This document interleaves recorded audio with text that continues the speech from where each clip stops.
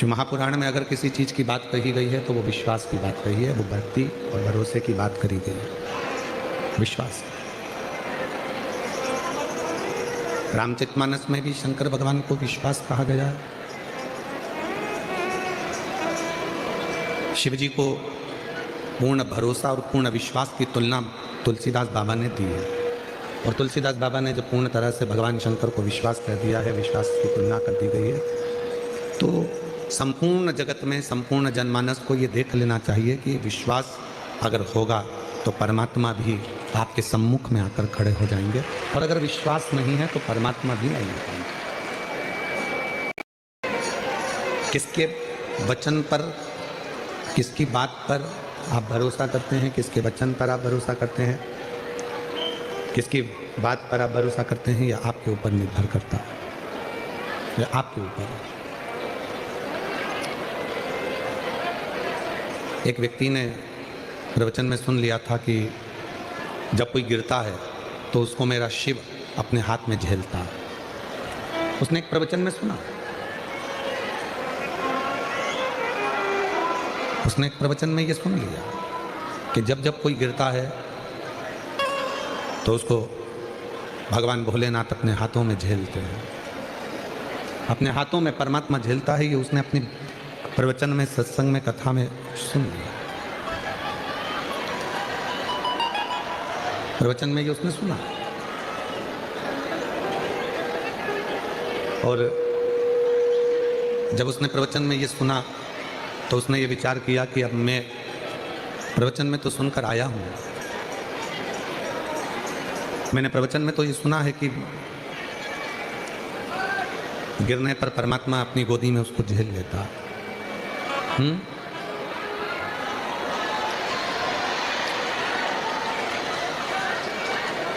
कि परमात्मा गोदी में उसको झेल लेता है, यह हमने प्रवचन में सुना है।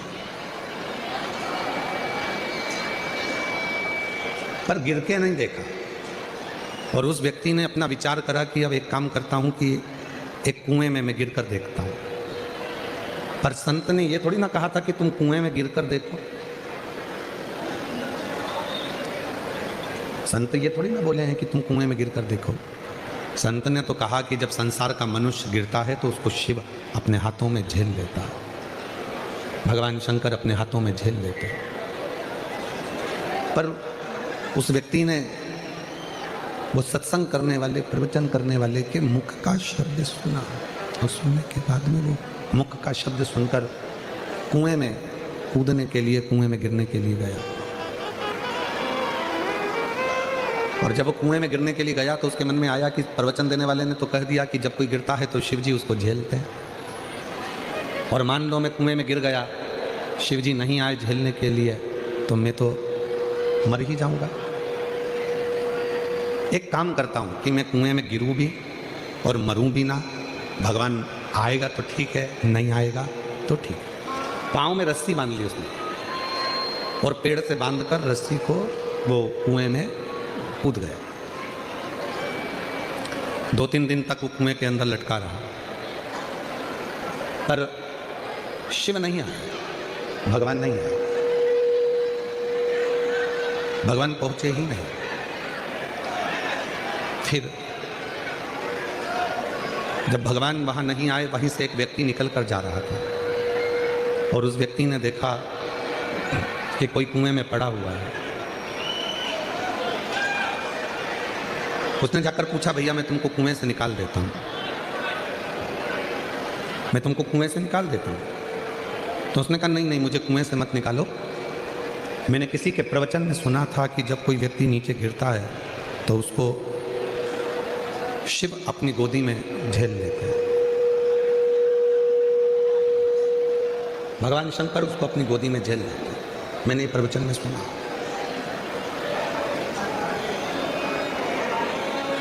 इसलिए मुझे निकालो मत ही। उस व्यक्ति ने कहा कि क्या तूने प्रवचन में ऐसा सुना था? हाँ, ऐसा ही सुना था। अब उसने कहा, जब इतनी सी बात के पीछे अगर मुझे बाबा भोलेनाथ जी का दर्शन हो रहा है तो फिर दिक्कत क्या है? उसने रस्सी ढूंढी, रस्सी मिली नहीं, और बड़ के पेड़ की डालियों को बांधकर वो कुएं में कूद गया। अब रस्सी मजबूत थी, पर बड़ के पेड़ की डालियां इतनी मजबूत नहीं थी। बट वृक्ष की डालियां इतनी मजबूत नहीं थी, वो टूटने लगी और टूटने लगी तो वो जमीन जैसे ही टूट कर वो कुएं में गिरने लगा और गिरते ही भगवान भोलेनाथ ने उसको अपने हाथों में झेल लिया, उसको अपनी गोदी में झेल। जो रस्सी से लटका हुआ था, रस्सी से बंधा हुआ लटका हुआ है, और वो व्यक्ति जो रस्सी से 4 दिन से 5 दिन से लटका है, वो कह रहा है कि भोले बाबा मैं तो 4-5 दिन से लटका हुआ हूँ, आप मुझे नहीं झेले। भगवान ने कहा कि तेरे मन में विश्वास नहीं है, भरोसा नहीं है, इसलिए तुझे ईश्वर नहीं झेल सकता। जहां भरोसा होता है, जहां विश्वास होता है, वहां ईश्वर होता है। जहां भरोसा या विश्वास नहीं होता, वहां ईश्वर भी नहीं। मानो तो मैं गंगा मां हूं और ना मानो तो बहता। मान लिया गंगा जी, ना माना तो बहता हुआ पानी तो है ही, वो बह रहा है, चल रहा है, वो बह रहा है, चल रहा है। शिव विश्वास की एक मूर्ति है, भगवान शंकर भरोसे की एक मूर्ति है। आप अपने गले में रुद्राक्ष पहनते हो? हाथ उठाओ जरा, कितने लोगों ने पहने हैं? रखो रखो, पहनना चाहिए। क्यों? किसी पुराण में किसी देवता ने वचन नहीं दिया, किसी देवता ने किसी पुराण में वचन नहीं दिया। केवल एक पुराण है, शिव महापुराण, जिसमें शंकर भगवान पार्वती को वचन दे रहे हैं। शिव पार्वती को वचन दे रहे हैं, भगवान शंकर पार्वती जी को वचन दे रहे हैं। केवल एक पुराण है, और वो है शिव महापुराण, जिसमें भगवान शंकर पार्वती को वचन दे रहे हैं कि पार्वती, ये मेरे प्रेम का अश्रु है रुद्राक्ष। तूने जब मेरे नेत्रों का स्पर्श किया और उन नेत्रों का स्पर्श करने से जो बिंदु पृथ्वी पर गिरा, उसके गिरने से ये रुद्राक्ष का पौधा उत्पन्न हुआ।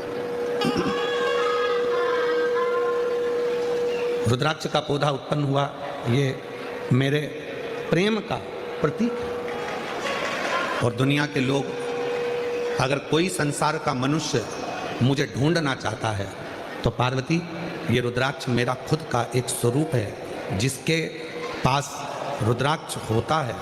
शिव पुराण में शंकर जी पार्वती को वचन देते हैं, उसके साथ मैं हमेशा हर पल हर घड़ी हर क्षण रहूंगा। ऐसा कोई पल नहीं जाता, ऐसा कोई क्षण नहीं जाता, ऐसी कोई घड़ी नहीं जाती जिस समय पर मैं उससे दूर हो जाऊं।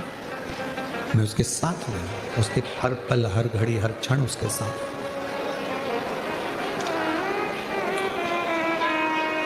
एक क्षण भी मैं उसका खाली नहीं जाने देता, हर क्षण में उसके साथ में। इसलिए शिव महापुराण की कथा कहती है कि अपने गले में रुद्राक्ष का होना बहुत जरूरी है। जितने ब्लड प्रेशर वाले होते हैं, जितने शुगर वाले होते हैं, काशी में IIT ने इस पर शोध किया है। छोटू भाई, रुद्राक्ष पर IIT शोध करी है, बड़े बड़े साइंटिस्ट इस पर शोध करें कि रुद्राक्ष के फल में, रुद्राक्ष में एक ऊर्जा, एक तत्व अलग से होता है, जो तन पर आने के बाद हमारे ब्लड प्रेशर को और हमारी शुगर का लेवल बराबर कर देता है।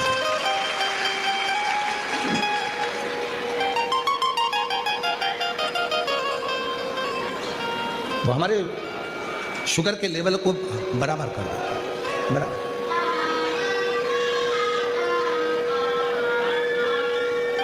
वो साधारण नहीं है। जैसे बेलपत्र का वृक्ष साधारण नहीं होता, दुनिया में कोई वृक्ष ऐसा नहीं है जिसका फल सूखने के बाद वापिस हरा भरा हो जाए।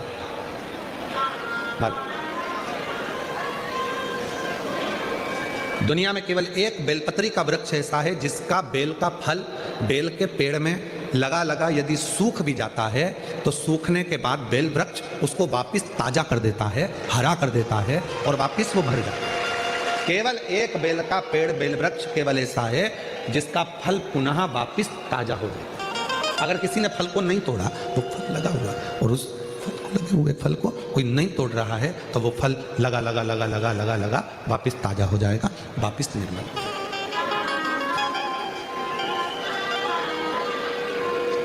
रुद्राक्ष के 4 स्वरूप है, सफेद, लाल, पीला और श्याम। एक सफेद रुद्राक्ष भी होता है, एक लाल रुद्राक्ष भी होता है, एक पीला रुद्राक्ष भी होता है, एक सफेद रुद्राक्ष भी होता है। बाबा जी, एक कमल रुद्राक्ष भी होता है, एक शालिग्राम रुद्राक्ष भी होता है। वो शालिग्राम की आकृति का होता है। एक कमल रुद्राक्ष होता है, वो कमल की तरह खिला होता है, उसके अंदर भी रुद्राक्ष होता है और पत्तियां उसकी निकली होती है। बाबा जी, और जितने रुद्राक्ष होते हैं, एक मुखी से लेकर 14 मुखी तक शिव पुराण में वर्णन है, और एक मुखी से 21 मुखी तक स्कंद पुराण में वर्णन है। स्कंद पुराण में सारे रुद्राक्षों में, मान लो एक मुखी रुद्राक्ष आपको मिल गया, बाबा की कृपा है। अगर असली मिल गया तो ये शिव कृपा है, शंकर की करुणा, शिव की बात।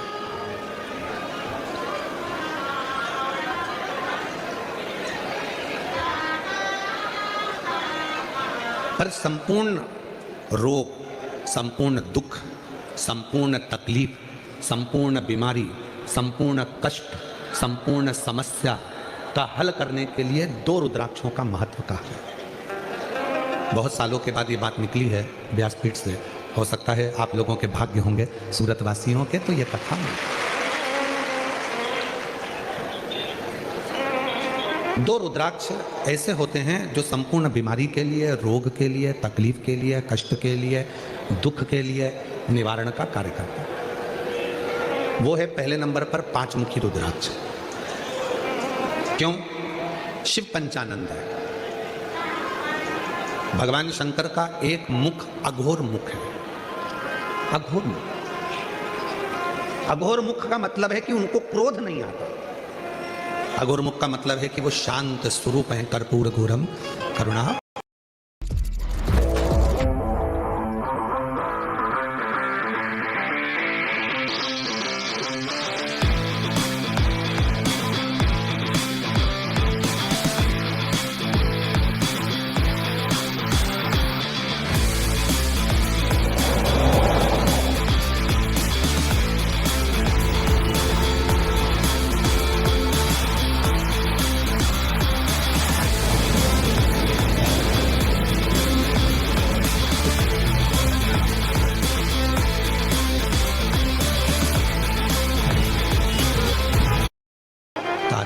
संसार सारम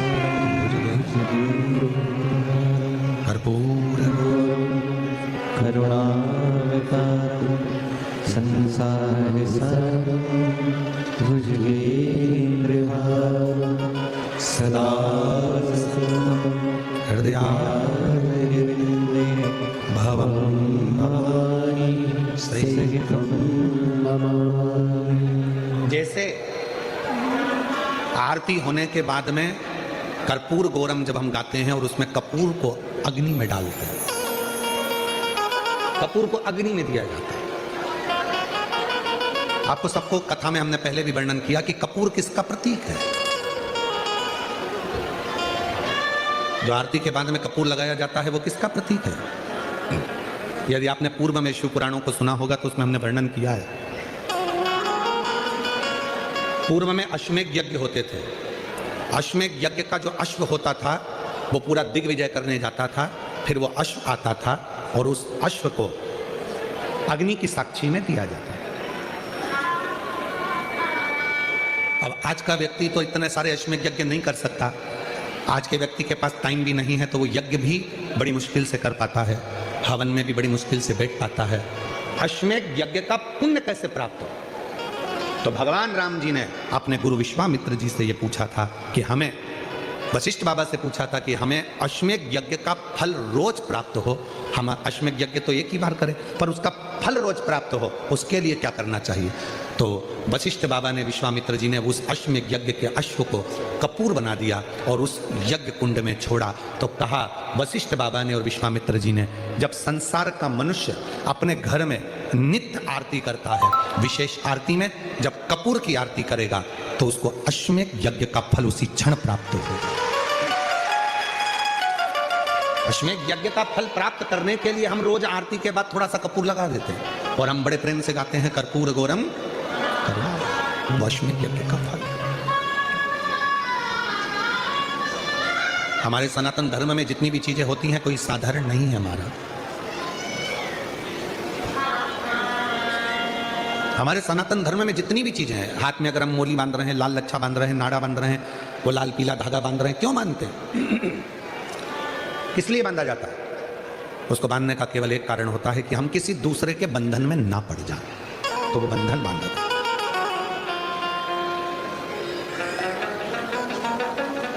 हमारे सनातन धर्म में माताएं तिलक लगाती हैं, बिंदी लगाती हैं, मांग भरती हैं। ब्रह्मांड के मध्य बिंदु में एक सूर्य रेखा होती है। सूर्य रेखा, सूर्य का रंग होता है लाल और सूर्य का रंग लाल होता है। सिंदूर, मांग में भरने वाला कुंकू लाल होता है, लाल कलर होता है। जब माताएं अपने मांग में सिंदूर भरती हैं, लाल रंग का कुंकू या सिंदूर मांग में भरती हैं, तो उनकी सूर्य रेखा प्रबल हो जाती है। और यदि कोई माता पढ़ी लिखी भी नहीं होती है, कुछ भी ना पढ़ी लिखी है, तो भी अपने बच्चे को पढ़ाने की सामर्थ्यता उसमें तुरंत प्रकट हो जाती है। वो पढ़ा। छोटू भाई, पहले के समय में माता इतनी पढ़ी नहीं होती थी, पढ़ी नहीं होती, पर अपने बच्चे को ज्ञान पूरा देती थी। अपने बच्चे को विद्वत्ता पूरी देते, विद्वत्ता ज्ञान पूरा देते।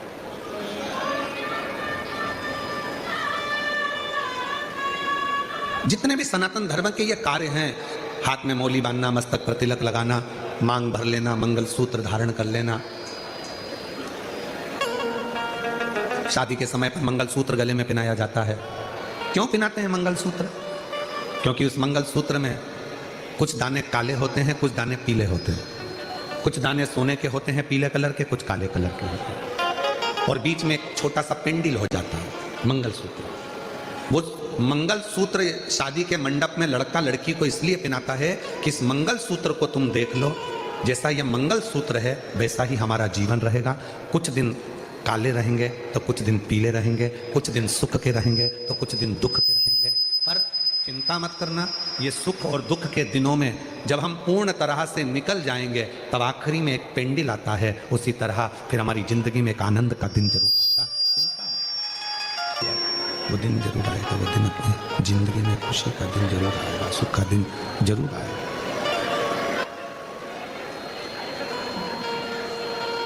मंगलसूत्र हमें प्रेरणा दे रहा है, सुख और दुख आएंगे। जिंदगी है, कभी भी याद रखना, कोई महाराज तुमको मिल जाए और कह दे कि मैं तुम्हारी जिंदगी में दुख नहीं आने दूंगा, समझ लेना पक्का बेवकूफ बना रहा। तुमसे पैसे कमाना होंगे, इसलिए वो कह रहा है कि तुम्हारी जिंदगी में दुख नहीं आने दूंगा। भगवान राम जी की जिंदगी में दुख आया, इतने बड़े बड़े गुरु जी उनके थे। भगवान कृष्ण की जिंदगी में दुख आया, इतने बड़े बड़े गुरु जी उनकी जिंदगी में थे। माँ जानकी के पिताजी के यहाँ इतने बड़े बड़े गुरु जी थे, तो भी माँ जानकी की जिंदगी में दुख आया।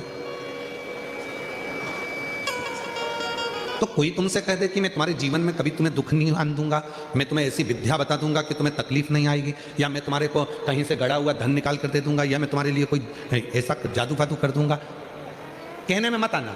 आजकल बेवकूफ बनाने वाले बहुत घूम रहे हैं, इनके कहने में मत। अपना दुख अपने को काटना। अपने को छींक आई है, छींक आई तो पड़ोसी छींकेगा क्या? जम के बोलो, बच्चे छींकेंगे क्या? अपनी छींक अपन को छींकना। अपने को खांसी आई, अपने को खांसी।